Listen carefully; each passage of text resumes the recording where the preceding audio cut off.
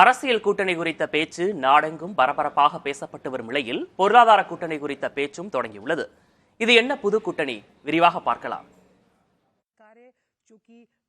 மத்திய அரசு தங்களுக்கு தர வேண்டிய நிதியில் அநீதி இழைப்பதாக தமிழக, கேரள அரசுகள் ஏற்கனவே குற்றஞ்சாட்டி வரும் நிலையில் கர்நாடகாவும் தற்போது அதே குற்றச்சாட்டை முன்வைத்திருக்கிறது. தங்களுக்கு தர வேண்டிய வரி பங்கை மத்திய அரசு குறைத்ததால் கடந்த 4 ஆண்டுகளில் 45,000 கோடி ரூபாய் இழப்பு ஏற்பட்டுள்ளதாக கர்நாடக முதலமைச்சர் சித்தராமையா எக்ஸ் சமூக தளத்தில் தெரிவித்திருக்கிறார். தங்களிடம் பிடித்தம் செய்யும் தொகையை வட மாநிலங்களுக்கு மத்திய அரசு வழங்குவதாகவும் அவர் கூறியுள்ளார். கர்நாடகாவில் உள்ள அனைத்து கட்சி எம்பிக்களும் தங்களது மாநிலத்திற்கான உரிய வரி பங்கை கேட்டு டெல்லியில் போராட்டம் நடத்த உள்ளனர்.